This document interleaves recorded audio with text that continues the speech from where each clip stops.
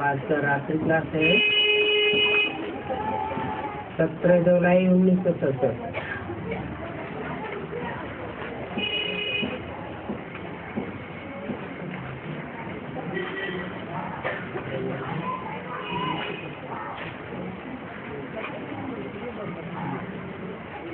तुम बच्चे बैठे हो, बुद्धि में है कि हम पढ़ रहे हैं विश्व का मालिक बनने के लिए। कल पहले मिसल ही हम पढ़ रहे हैं, अर्थात अपने तन मन धन से अपनी बादशाही स्थापन कर रहे हैं और श्रीमत पर चल करके बादशाही स्थापन कर रहे हैं। जो जितनी अपनी मत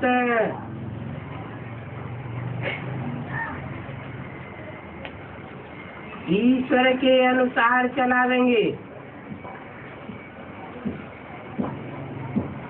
अर्थात मन को अमन कर देंगे, धन से सेवा करेंगे श्रीमत के अनुसार, वो उतना ही ऊंच पद पावेंगे। अच्छा, कन्याएं माता है तो कोई वारिस होती नहीं है, वर्षा तो बच्चे को ही मिलता है। कन्याओं माताओं को धन नहीं है तो बाकी रहा तन और मन।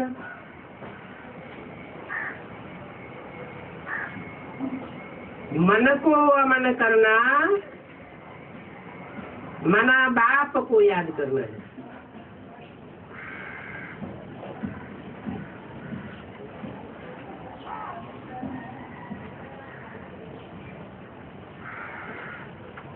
तन का मुख्य अंग है मुख,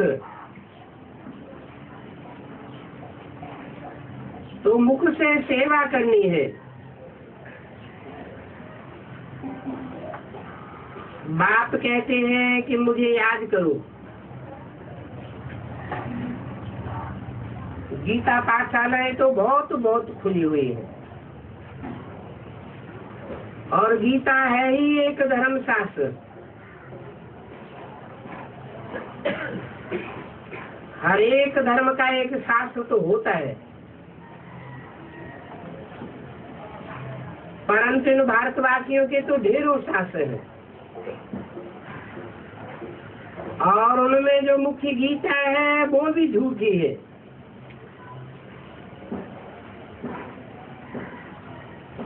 आज सनातन देवी देवता धर्म का शास्त्र है श्रीमद् भगवत गीता।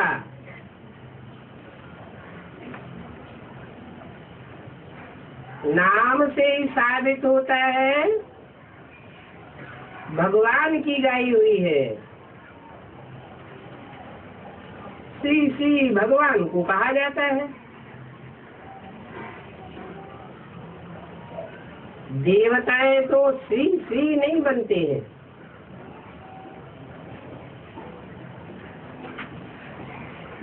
उनको कहेंगे श्री। बाप में जो गुण है वो देवताओं में नहीं हो सकते।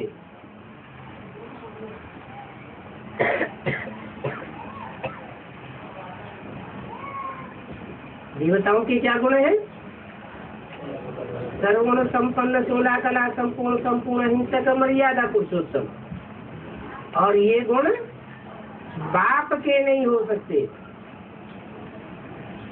बाप अगर इन गुणों को धारण करे तो नई दुनिया नहीं आ सकती। अभी तुम्हारे में जो नॉलेज है वो देवताओं में नहीं रहेगी।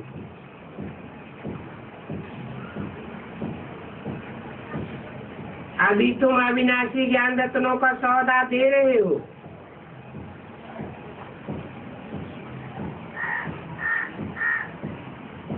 ये बताओ, ये नॉलेज रहेगी नहीं सतयुग में, फिर अविनाशी ज्ञान रत्न कैसे हुए? अविनाशी ज्ञान रत्नों की प्रारब्ध होगी। चलो सतयुग त्रेता में तो प्रारब्ध होगी, फिर तो इन ज्ञान रत्नों का विनाश कहा जाएगा कि नहीं कहा जाएगा? ये ज्ञान रत्न अविनाशी इसलिए है कि जो यहाँ इनको धारण करता है, और जितना धारण करता है वो प्रैक्टिस पड़ी हुई रहती है, द्वापर कलयुग में भी वो काम आती है। इसलिए बोला कि अविनाशी ज्ञान रत्नों का सौदा तुम दे रहे हो। बाप कहते हैं कि बहुत बड़ा दुकान खोलना चाहिए,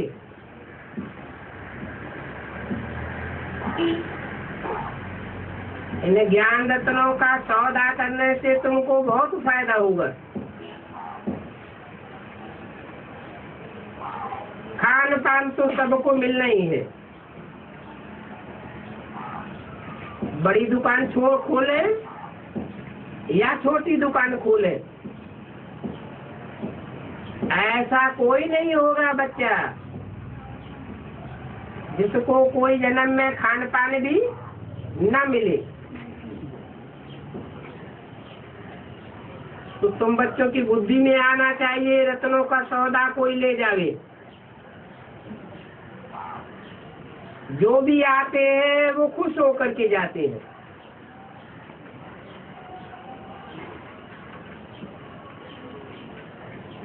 खुश हो जाते हैं तो जरूर बाप के साथ पास आवेंगे। कहते हैं बाबा कोई सेवा हो तो बताओ। बाबा कहेंगे यह बच्चे जैसे सेवा कर रहे हैं, तुम जिसकी सेवा लेकर के इतना खुश हो रहे हो वो सेवा तुम भी करो। जितना धारणा में होगा उतना करके दिखावेंगे। बुद्धि में ज्ञान रत्नों की धारणा तो होती है ना, नंबरवार पुरुषार्थ। ये भी पाठशाला है। पाठशाला में सब स्टूडेंट एक जैसे नहीं होते हैं, और पाठशाला में तो एम ऑब्जेक्ट रहती है। यहाँ एम ऑब्जेक्ट है नर से नारायण जैसा बनना और नारी से लक्ष्मी जैसा बनना। इस पर ही नाम पड़ा है तीजरी की कथा, अमर कथा, सत्यनारायण की कथा।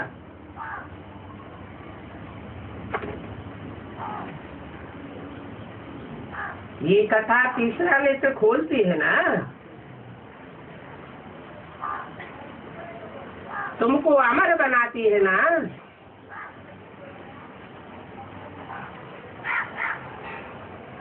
सत्य को धारण करने वाला बनाती है ना। अभी तुमको बाप ने और सत्य की आज मध्यंत का परिचय दिया है। बाप का परिचय दिया, सत्य की आज मध्यंत का परिचय दिया, तो तुम धनी के बन गए।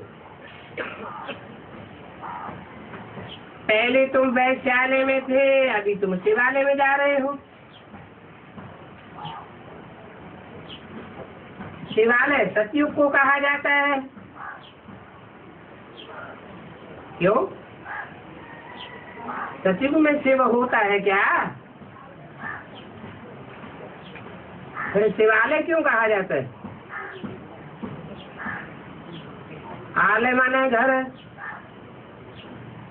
शिव का स्थापन किया हुआ घर है,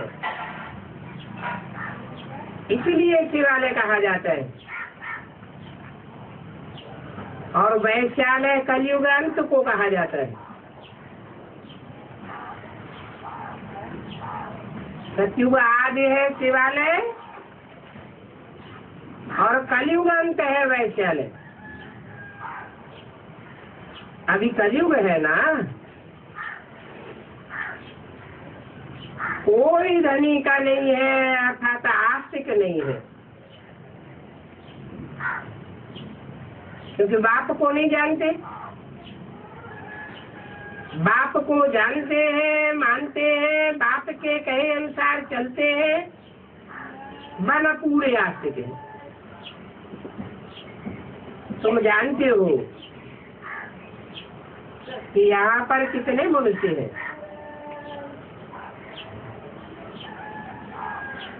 यहाँ के मनुष्यों की संख्या और सतयुग के मनुष्यों की संख्या,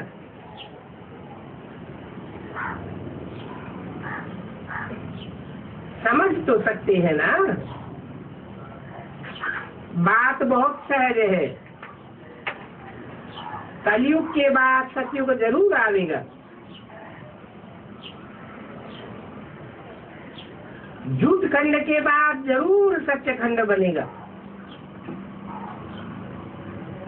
बनाने वाला भी चाहिए।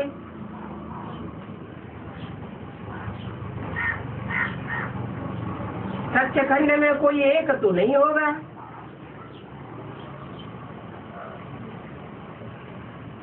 सत्य खंड सत्य बोलने वालों का खंड।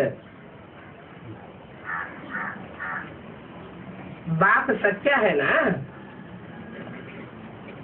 तो सत्य खंड की स्थापना करते हैं। तुम बच्चे सहयोगी बनते हो।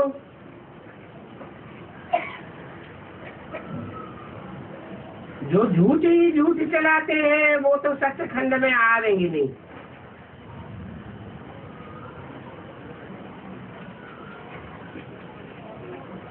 अभी बाप तुमको राजयोग सिखाकर देवी देवता धर्म की स्थापना करते हैं।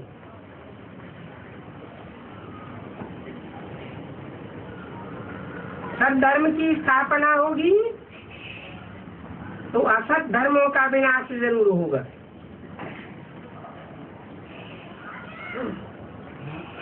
पहले पहले लक्ष्मी नारायण का राज्य चलता है। लक्ष्मी नारायण की सच्चाई की पावर कितनी है।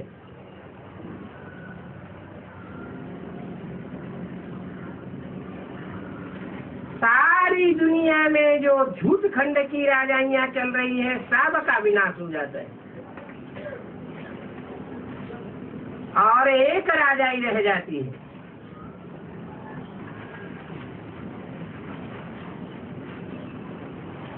पहले पहले जिन लक्ष्मी नारायण का राज्य चलता है उनको कहेंगे ऊंचे से ऊंचे।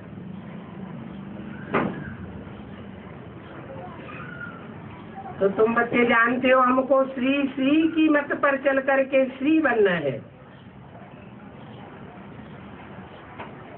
सबका सदगति दाता एक है,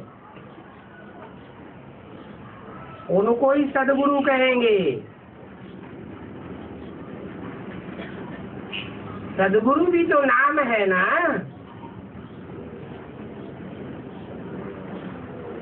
नाम साकार के होते हैं या निराकार के होते हैं?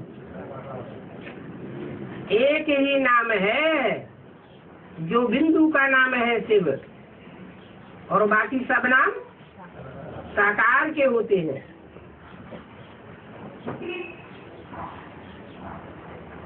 और जो भी गुरु है सब भक्ति मार के हैं, वो सब है नीचे ले जाने वाले।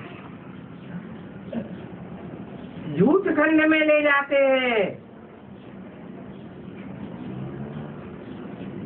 कितनी सहज नॉलेज है।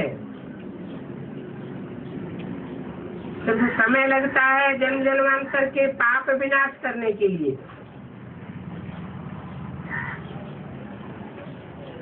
याद में ठहरने में टाइम लग जाता है।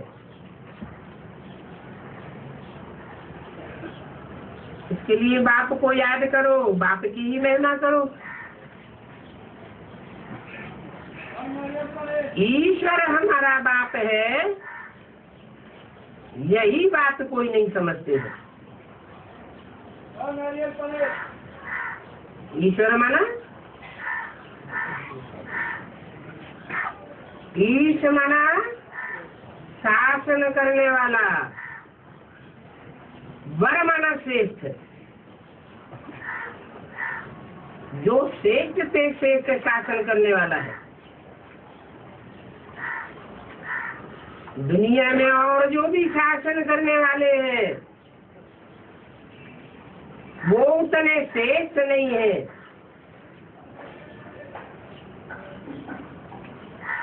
क्योंकि जो भी शासन करता हुए है द्वापर कलयुग में,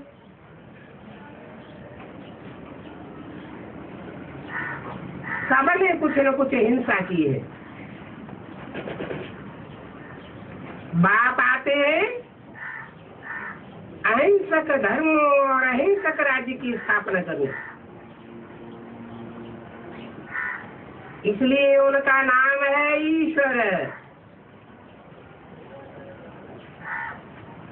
इस बात को कोई समझते नहीं है। बाप बैठ समझो, बच्चों को समझाते हैं और बच्चे ही समझते हैं।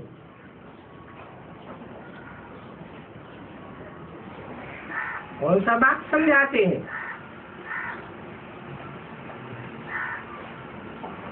बच्चों की और बाप की स्थिति क्या है? बाप भी रूहानी है और बच्चे भी रूहानी है। जो जिस्मानी स्टेज में रहते हैं वो बाप की पढ़ाई नहीं पढ़ पाते, और जो रूहानी स्टेज में स्थित हो जाते हैं वो बाप की पढ़ाई पढ़ लेते हैं। इतनी है रूह है जो बाप की पढ़ाई पढ़ती है। 4.5 लाख है वो भी नंबरवार। तो ऐसे नंबरवार बच्चों को बैठ पढ़ाते हैं, समझाते हैं। जितना जितना बाप की मत पर चलेंगे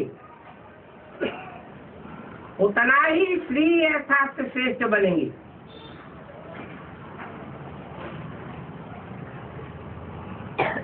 ऑलराउंडर श्रेष्ठ बनेंगे, लेकिन नंबरवार।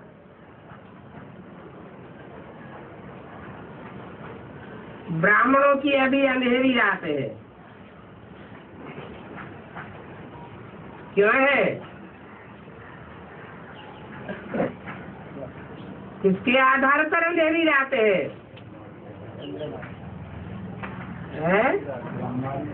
ब्रह्मा की रात तो ब्राह्मणों की रात।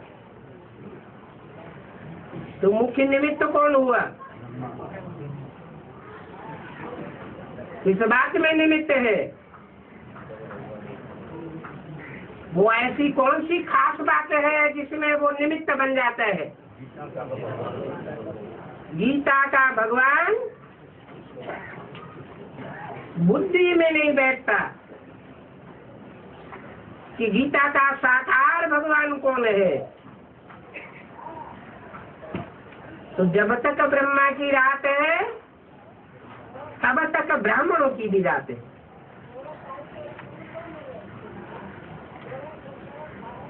उसे एक के ऊपर सारा मदार है। या कहेंगे प्रजापिता ब्रह्मा की रात है। प्रजापिता के लिए नहीं कहते हैं कि प्रजापिता की रात, प्रजापिता का दिन, क्योंकि प्रजापिता के मुकर्रर रथ में परमात्मा मुकर्रर रूप से प्रवेश करता है। जहाँ सूर्य होता है वहाँ अज्ञान अंधेरे का सवाल ही पैदा नहीं होता। तो तुम बच्चे दिन लाने के लिए पढ़ते हो। कलयुग को घोर अंधेरा कहा जाता है और सतयुग को घोर सोजरा कहेंगे।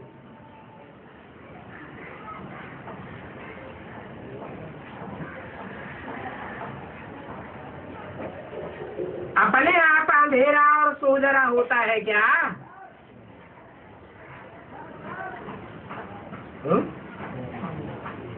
या कोई निमित्त बनता है? कौन निमित्त बनता है घोर सोजरे के लिए और कौन निमित्त बनता है घोर अंधेरे के लिए?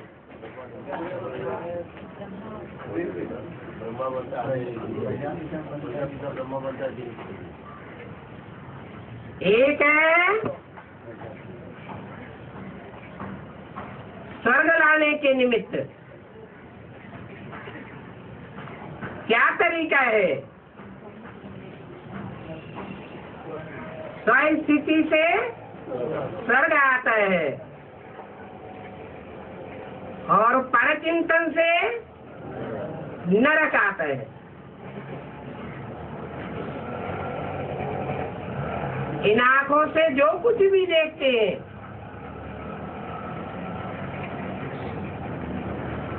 जहाँ तक भी ये अंदर और बाहर की आंखें जा रही हैं वो सब भस्म होने वाला है। और तीसरे नेत्र से हम जो कुछ भी देखते हैं, जो तीसरा नेत्र बाप ने दिया हुआ है वही अविनाशी है।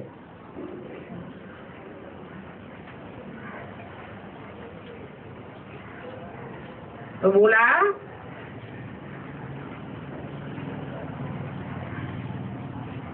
सतयुग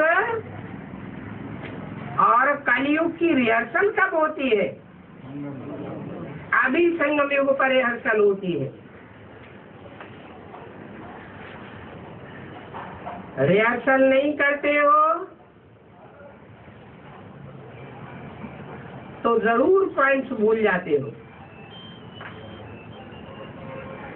पॉइंट्स का एक किताब होना चाहिए। जैसे डॉक्टर्स के पास किताबें रहती है तो तुम बच्चों को भी नोट्स रखने चाहिए। पढ़ाई कितनी अच्छी है तो क्यों नहीं नोट रखना चाहिए? कितना अटेंशन रखना है? तुम जानते हो हमको अपने ही तन मन धन से अपनी बादशाही स्थापन करनी है। इसके लिए हम कोई से लोन नहीं लेते, भीख नहीं मांगते, मदद नहीं मांगते।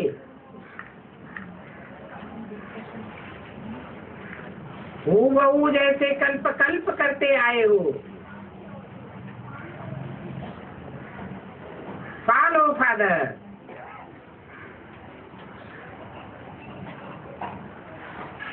उनको एक्टिविटी में फॉलो करना है। एक्टिविटी में चल करके फॉलो करना है। तुम बाबा को तो पुरुषार्थ नहीं करना,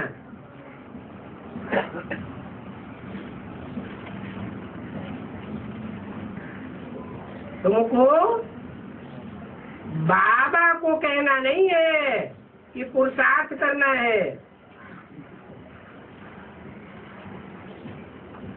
बाबा पुरुषार्थ कराने वाला है या करने वाला है? ये दादा तो तुम्हारे ही साथ है, बाबा तुम्हारे साथ नहीं है। माना पढ़ाई पढ़ने में ये दादा तुम्हारे साथ है और ये तो है ग्रेट ग्रेट ग्रैंडफादर।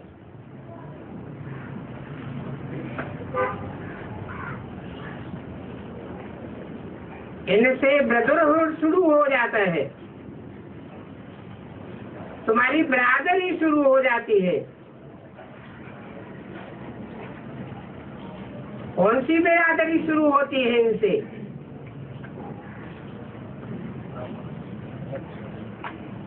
ब्राह्मणों की 9 कुड़ियां गाई जाती हैं।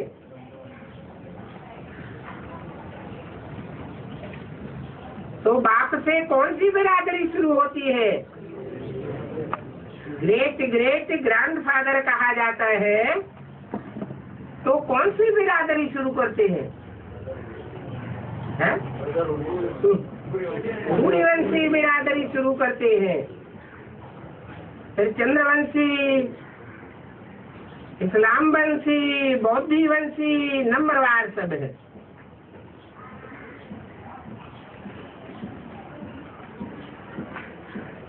फ्लावरवार होता है ना, इस समय तना नहीं है, बाकी सारा झाड़ खड़ा हुआ है। अभी लक्ष्मी नारायण का राज्य नहीं है। किसका राज्य है? रावण का राज्य है। रावण राज्य का सरपरस्त कौन है?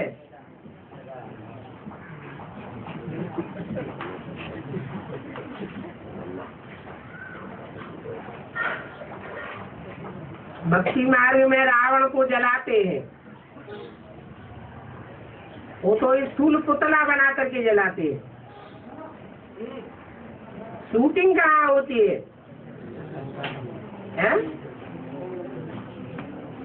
शूटिंग होती है ब्राह्मणों की संगम की दुनिया में,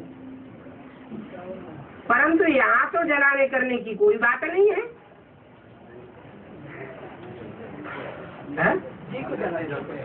हाँ, ऐसे ऐसे पॉइंट्स निकलते हैं कि उन पॉइंट से जो रावण संप्रदाय है वो सुन करके जल मरते हैं।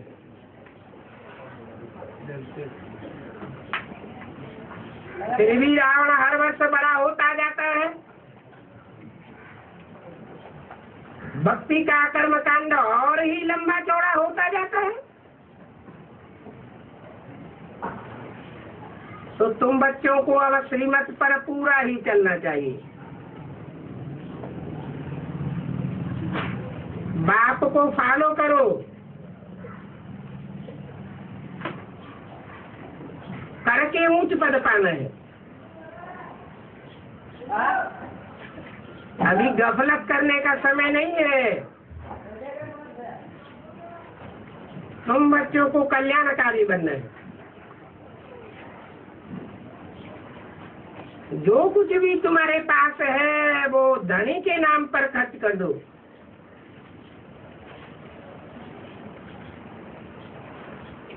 हिम्मत करो, हिम्मते बच्चे, मददे बाप। दुकान निकालो। देखो जयपुर का सेंटर कितना खर्चा खा रहा है।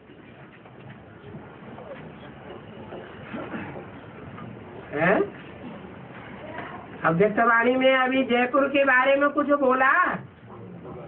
क्या बोला है?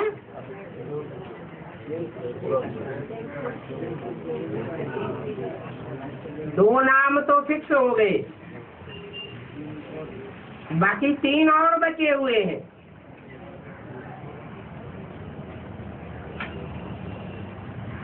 और 3 के लिए बोलते वो जयपुर का सेंटर कितना खर्चा खा रहा है। ये मकान आदि भी बच्चों के लिए बनाते हैं। यहाँ पर अंत में जो अच्छे अच्छे बच्चे होंगे वो आवेंगे। कहाँ है?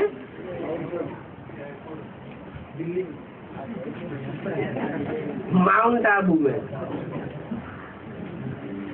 वो तो जयपुर की बात हुई। तो यहाँ अच्छे अच्छे बच्चे आवेंगे, देखेंगे कि अभी तो मौत आ रहा है, तो चलो बाबा के पास, बाबा के पास ही जाकर के मरे।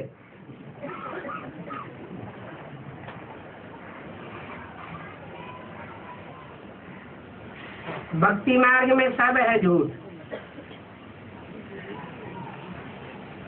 और ज्ञान मार्ग में सब है सच्चा। यहाँ बाप ही सत्य सत्य सुनाते हैं।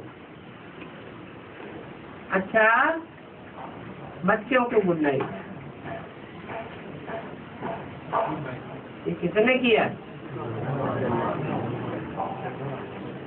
जिसका यादगार सनसेट पॉइंट बना हुआ है। नहीं तो क्या करना चाहिए? गुड मॉर्निंग करना चाहिए। मॉर्निंग आने वाला है ना।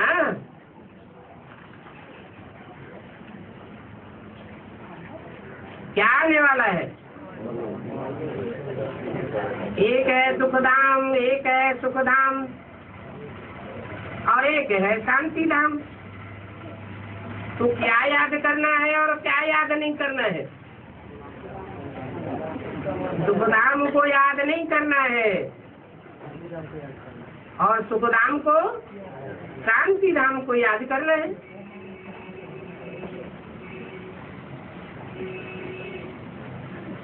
ओम शांति।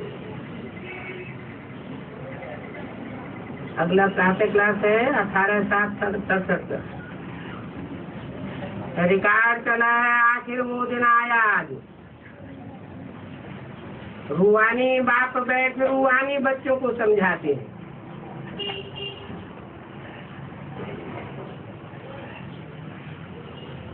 रूहानी बाप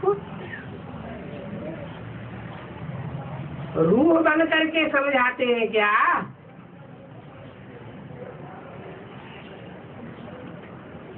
सिर्फ रूह बन करके रहे तो पढ़ाई पढ़ा देंगे? क्या समझाएंगे तो जरूर शरीर द्वारा। आत्मा शरीर बिना कोई काम नहीं कर सकती। रूहानी बाप को भी एक ही बार पुरुषोत्तम संगम युग पर शरीर लेना पड़ता है।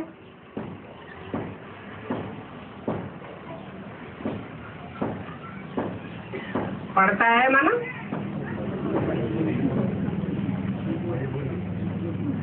वो भी लेना नहीं चाहते, लेकिन बच्चों के कल्याण के लिए शरीर लेना पड़ता है। और ये संगम युग भी है। इनको पुरुषोत्तम युग कहेंगे, क्योंकि इस संगम के बाद ही सतयुग आता है।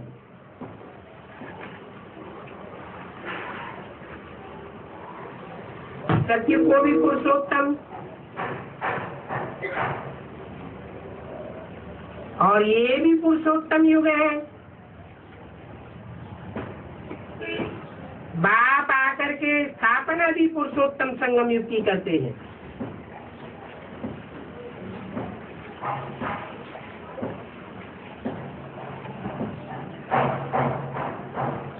माँ के रूप में आकर स्थापना करते हैं पुरुषोत्तम संगम युग की।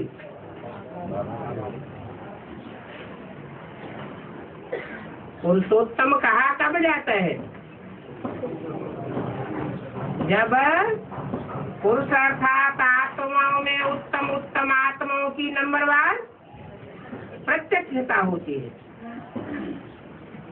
तो बाप आकर के स्थापना करते हैं पुरुषोत्तम संगम युग की। संगम पर आते हैं तो जरूर वो ही पुरुषोत्तम युग है। और यहाँ ही बच्चों को पुरुषोत्तम बनाते हैं। यहाँ ही मना कहा संगम पर ही पुरुषोत्तम बनाते हैं। ऐसे कि नहीं सतयुग में पुरुषोत्तम बनेंगे। अगर सतयुग में पुरुषोत्तम बने तो फिर कृष्ण को क्या कहना चाहिए?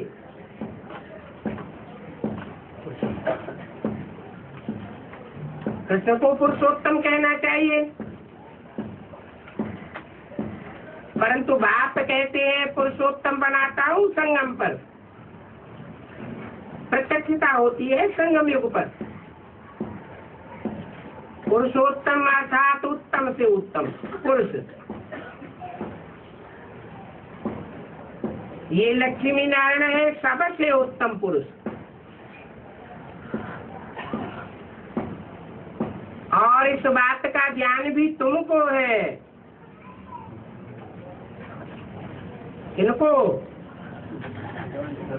तुमको माना किनको? तुम सूर्यवंशियों को इस बात का ज्ञान है। किस बात का? कि पुरुषोत्तम कौन है। और धर्म वाले भी मानेंगे तो, लेकिन बाद में मानेंगे। अभी उनकी बुद्धि में नहीं है कि पुरुषोत्तम कौन है।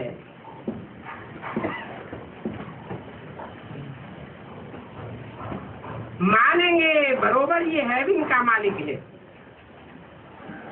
कौन? लक्ष्मी नारायण। भारत की महिमा बड़ी भारी है, परंतु भारतवासी ही नहीं जानते हैं। क्या नहीं जानते?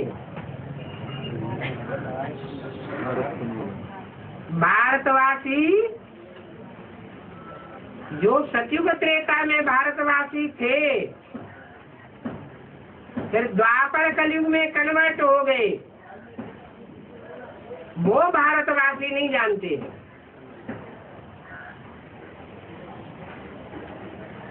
कैसे भी है फलाना स्वर्गवासी हुआ,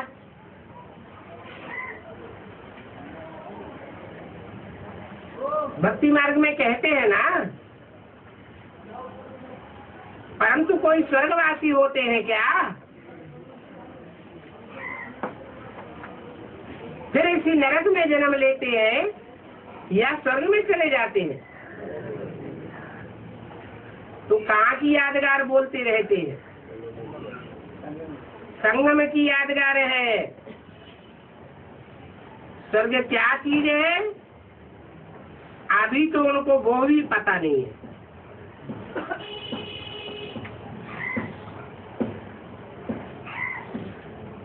आप यही सिद्ध करते हैं कि वो स्वर्ग में गया, बोलते तो है ना, तो मानते हैं कि जरूर अभी नरक है, तब कहते हैं नरक से स्वर्ग में गया। वो भी पहले नरक में था और अपन को भी नरक में समझते हैं।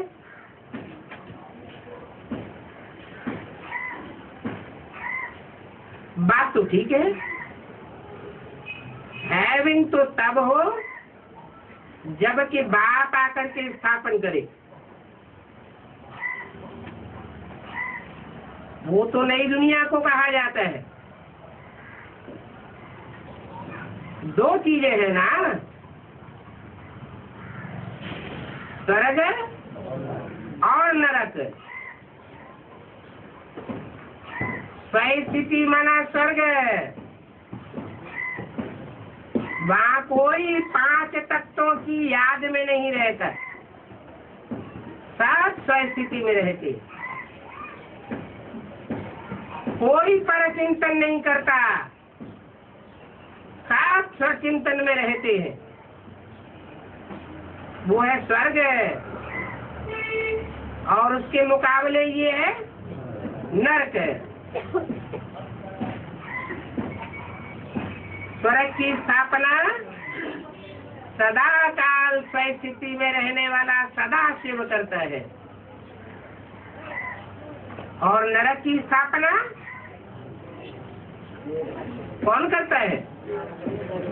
जो देह के चिंतन में रहता है सदा काल, वो नर ही नरक की स्थापना करता है। तो दो बातें हैं, स्वर्ग और नरक। मनुष्य तो स्वर्ग को लाखों वर्ष का कहते थे। तुम बच्चे समझते हो कि कल स्वर्ग था, तब इन्होंने राजाई ली थी। अब फिर बाप से वर्षा ले रहे हैं। बाप कहते हैं, हे मेरे लाडले बच्चों, अभी तुम्हारी आत्मा पतित है, इसलिए तुम हेल में हो। जब आत्मा पावन बन जाएगी तो तुम सदा काल के लिए स्थिति में स्थित हो जाएंगे, स्वर्ग में चले जाएंगे। बल कहते हैं कि कलयुग 40,000 वर्ष का है।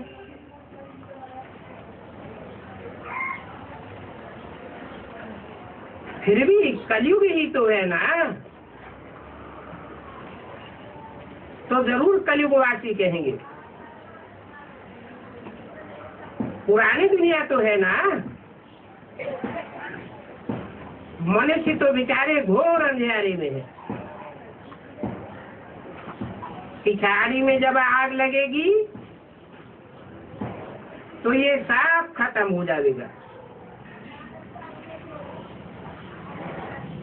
तुम्हारी तो प्रीति बुद्धि है, परंतु नंबरवार पुरुषार्थ अनुसार प्रीति बुद्धि है। जितना जितना प्रीति बुद्धि होगी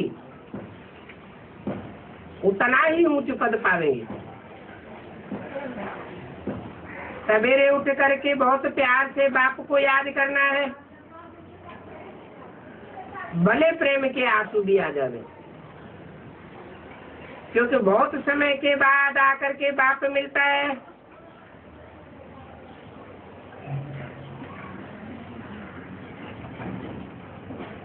तो सोचना चाहिए, बाबा आप तो हमको दुख से आकर के छुड़ाते हो। हम बार बार विषय सागर में गोते खाते हुए कितने दुखी होते आए हैं, और अभी तो ये रौरव नरक है। विषय वैतरणी नदी में सभी पड़े हुए हैं।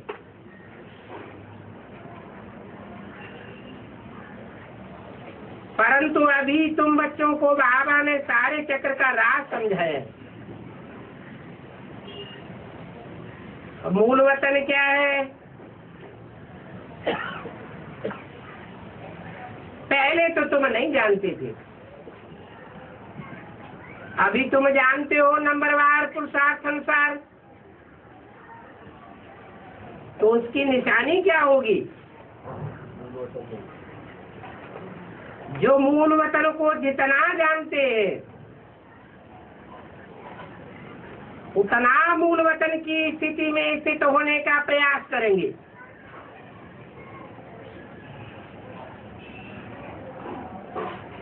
ज्ञान मिलता ही है मूल वतन।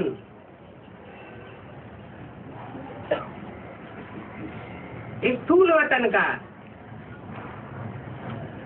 स्थूल वतन के भी दो हिस्से हैं, सुखधाम और दुखधाम। जिनकी बुद्धि में बैठता है वो इस दुखधाम को याद करने का प्रयास नहीं करेंगे, भूलते जाएंगे।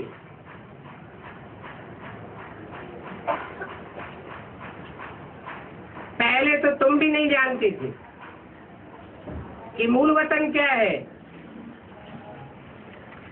अपन को पतित भ्रष्टाचारी अपने आप ही अपने को कहते थे। इनको कहते हैं कांटों का जंगल, और स्वर्ग को कहते हैं गार्डन ऑफ अल्लाह।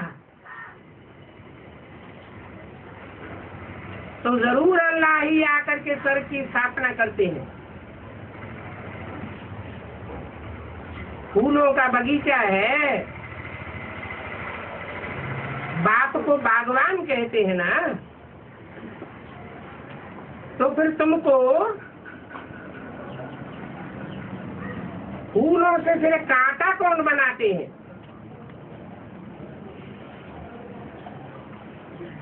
तुम कहेंगे रावण बनाते हैं। तुम बच्चे समझते हो कि बरोबर भारत स्वर्ग था, अभी जंगल है।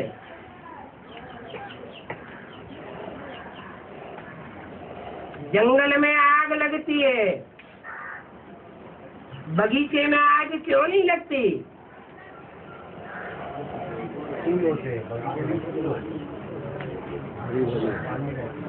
बगीचे में पानी रहता है,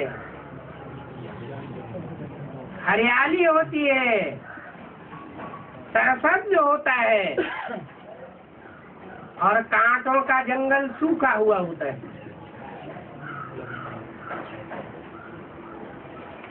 वो ज्ञान को महत्व नहीं देते हैं,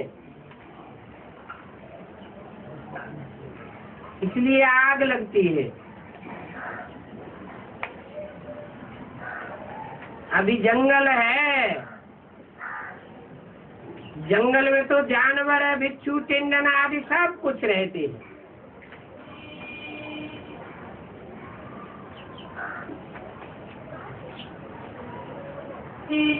सतयुग में तो कोई भी खौफनाक जानवर आदि नहीं होते, और यहाँ तो कितने खौफनाक जानवर हैं। शास्त्रों में तो बहुत गपोड़े लगाए दिए, दिखाते हैं कृष्ण को सांप ने डसा, फिर ये हुआ, और कृष्ण को ही फिर द्वापर में ले गए हैं।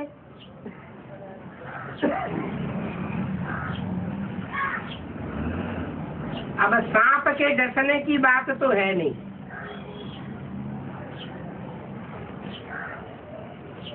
बाप ने समझाया है, ये भक्ति तो बिल्कुल अलग चीज है।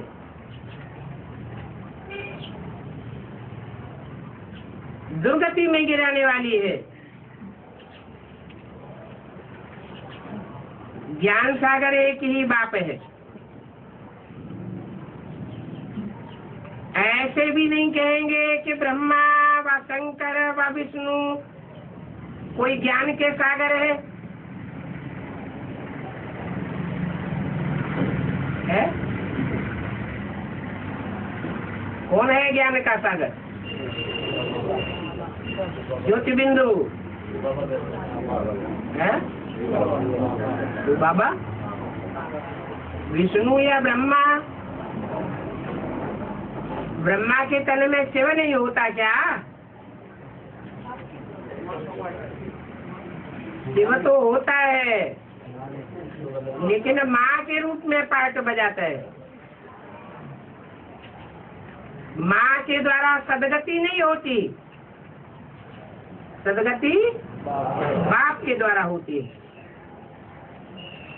तो भला कहेंगे कि विष्णु सागर नहीं है, ब्रह्मा सागर नहीं है, और शंकर भी सागर नहीं है, लेकिन शंकर में शिव समाया हुआ है।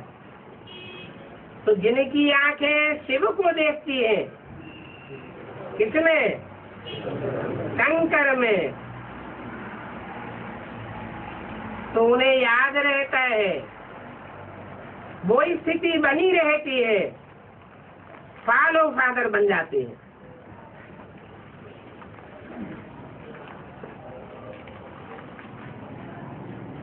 पतित पावन एक ही ज्ञान के सागर को कहेंगे। वो कौन है? किस रूप में है?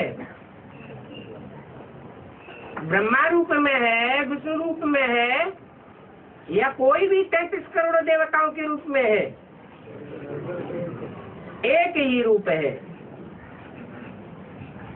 जिसको ज्ञान सागर कहेंगे। उसे एक के द्वारा ही सदगति होती है, बाकी अनेकों के द्वारा दुर्गति होती है। एक है सदगति दाता और मनुष्य गुरु है दुर्गति दाता। इसलिए हर घर में स्लोगन टंगा हुआ होना चाहिए, श्रीमत से सदगति और मनुष्य मत से दुर्गति। सदगति के स्थान दो है, कौन कौन से? शांतिधाम और सुखधाम। तुम पहले कहाँ जाएंगे? क्यों सीधे सुखधाम क्यों नहीं जा सकते? है सुखधाम में जाने के लिए स्वस्थिति में पक्का होना पड़े, शरीर के साथ। तो इस शरीर में रहते जब तक स्वस्थिति में पक्के नहीं हो जाते और उसकी पूरी परीक्षा नहीं हो जाती, तब तक कोई भी सुखधाम में नहीं जा सकता। तो सदगति के दो स्थान है, मुक्ति धाम और जीवन मुक्ति धाम। अभी तुम बच्चे जानते हो कि ये राजधानी स्थापन हो रही है और गुप्त राजधानी स्थापन हो रही है।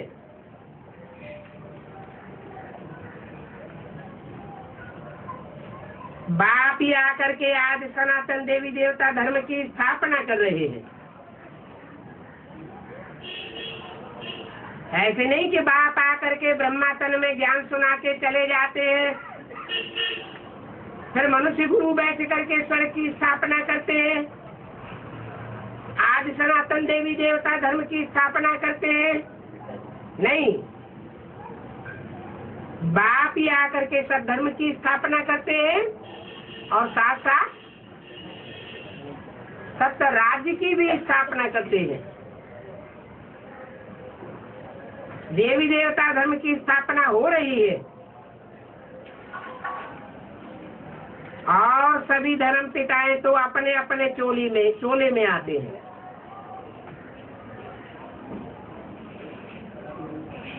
जिस चोले में आते हैं उस चोले का उनको संग का रंग भी लगता है। कोई भी धर्म पिता हो,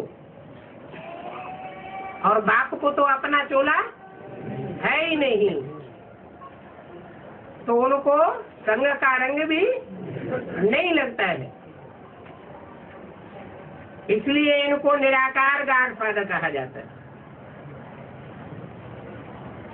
वो धर्म पिताएं भले निराकारी स्टेज में आते हैं, परंतु बाद में क्या होता है, निराकार से संग के रंग में आकर साकारी बन जाते, नीचे गिरते जाते हैं। जिसमें आते हैं वो भी नीचे गिरता जाता है। और बाप स्वयं निराकारी है। जिस पतित से पतित तन में आता है बल वो साकारी है, परंतु उसको भी निराकारी बनाता है। खुद तो निराकारी है ही और निराकारी बनाकर शांति धाम ले जाता है। शांति धाम है मूल वतन। मूल वतन की मूल स्थिति में जो आत्मा जितना जल्दी स्थित हो जाएगी उतना ही ऊंच पद पावेगी, ऊंच नंबर बनेगा।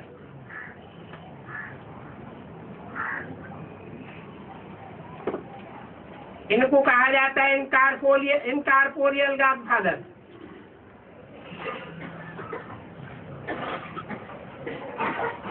ये इनकॉर्पोरियल आत्माओं का गॉडफादर है। कॉर्पोरियल आत्माएं कौन सी हुई? जो इस दुनिया के रहते रहते, इस पुरानी दुनिया के रहते रहते इनकॉर्पोरियल स्टेज को धारण नहीं कर पाती, निराकारी स्टेज को धारण नहीं कर पाती, देहभान में रह जाती है, उनको फिर कहेंगे कॉर्पोरियल आत्मा। और तुमको कहेंगे इनकॉर्पोरियल गॉडफादर के इनकॉर्पोरियल बच्चे, रूहानी बाप के रूहानी बच्चे। तुम आत्माएं भी वहां ही रहती हो क्या? तुम भी इनकॉर्पोरियल वर्ल्ड में रहती हो, और वो आत्माएं जो इस दुनिया में रहते रहते इनकॉर्पोरियल नहीं बन पाती, कॉर्पोरियल ही रह जाती है, वो भी कहाँ की रहने वाली है? इनकॉर्पोरियल वर्ल्ड की रहने वाली है। फिर अंतर क्या है? तुम पहले पहले निराकारी दुनिया में जाते हो और वो बाद में जावेंगे। बाद में जावेंगे तो साकारी सदगति की दुनिया में बाद में आवेंगे।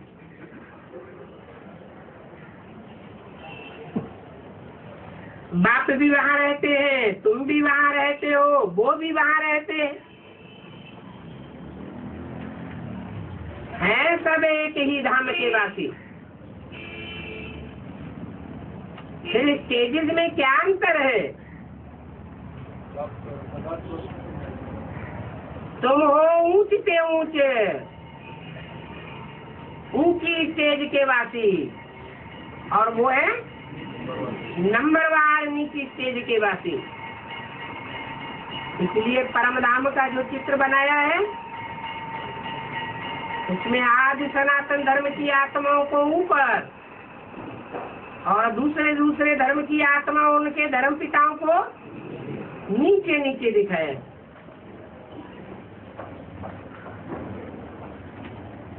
वहाँ पर मूल वतन में कोई भी आवाज का गम नहीं है।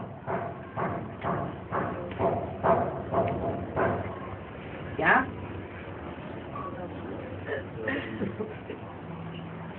कोई भी प्रकार का आवाज का गम नहीं है।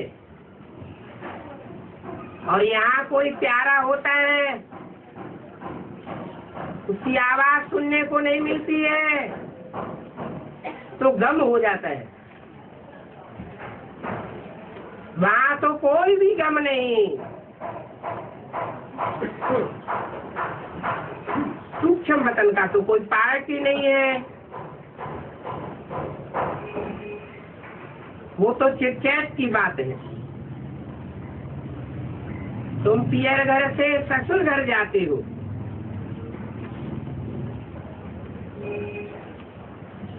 तो संगम पर मिलते हैं, वो है बीच की मुलाकात। वो मुलाकात होती है सूक्ष्म वतन में, बाकी तो वहां पर कुछ भी रखा हुआ नहीं है। और सूक्ष्म वतन का तो सिर्फ साक्षात्कार होता है। जैसे स्वप्न है वैसे ही साक्षात्कार भी है, बस।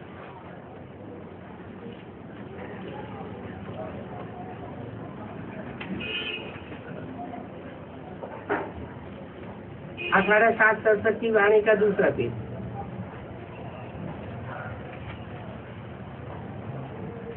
तुम बच्चों को ये अंडरस्टूड है कि हमें वर्षा तो बाप का मिलना ही है। हम कोई देवताओं से या सूक्ष्म वतनवासी फरिश्ताओं से वर्षा लेने वाले नहीं है। अलग को याद किया तो वर्षा तो है ही है।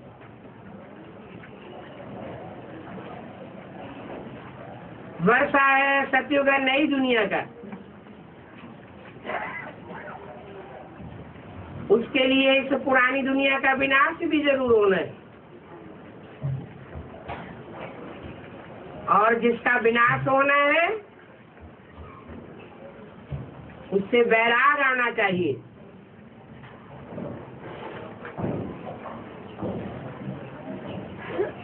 कहते ही है ज्ञान भक्ति और वैराग,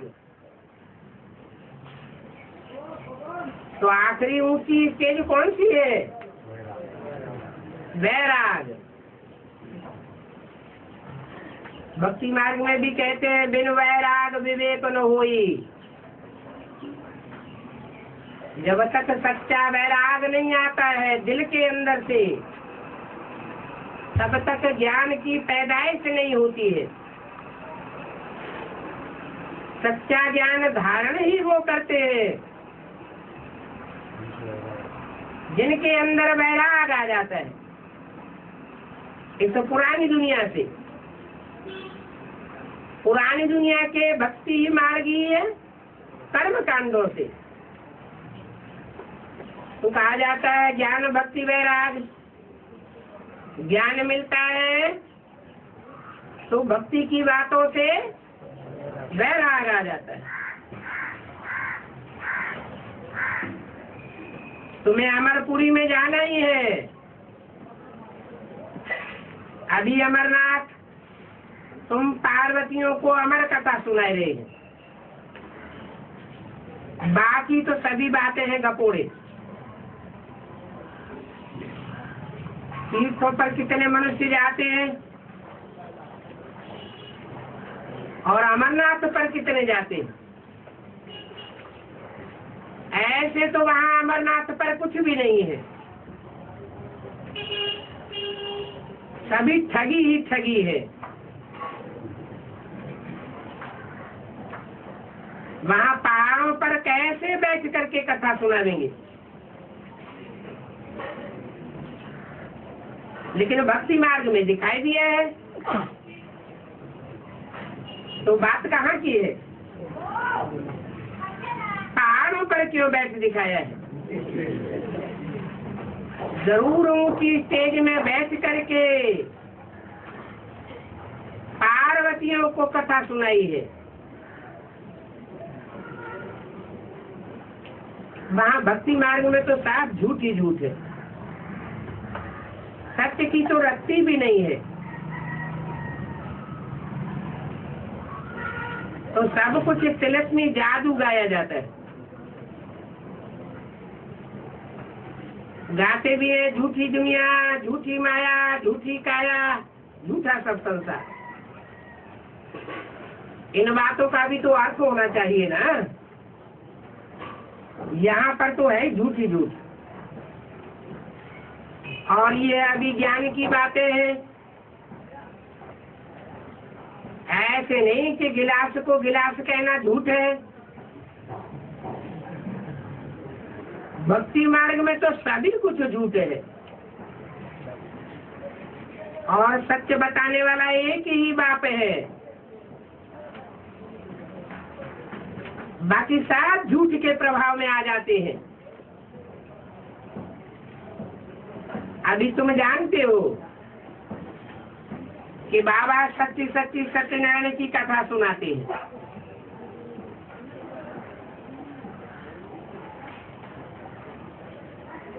तुम जानते हो कि झूठे पत्थर, झूठे मोती भी होते हैं। आजकल तो जहाँ देखो वहाँ झूठ का ही शो बहुत है। इमिटेशन का मार्केट भी होता है, वहाँ सब कुछ झूठ ही झूठ मिलता है।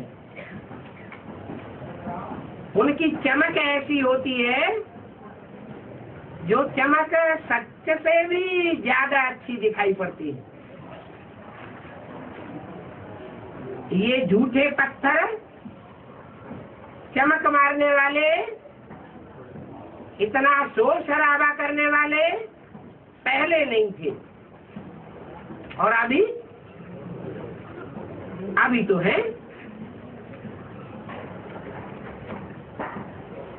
ये सब कहाँ से आए हैं? ये सब विलायत से आए हैं। इनका निर्माण कहाँ होता है? विलायत में इनका निर्माण पहले पहले होता है। झूठे और सच्चे दोनों मिलाए देते हैं। मिलाए देते हैं तो पता ही नहीं पड़ता है कौन सा झूठा है और कौन सा सच्चा है।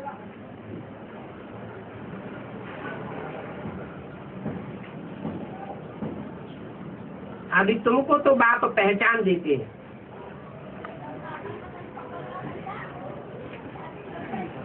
तुम्हारी बुद्धि में रहता है।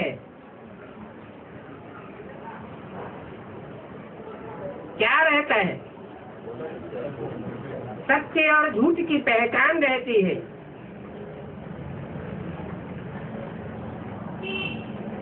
तो ऐसी ऐसी चीजें भी आई हैं जिनसे परख सकते हैं कि ये सच्चा है और ये झूठा है। मोती भी ऐसे ऐसे झूठे निकलते थे जो जरा भी पता नहीं पड़ता था।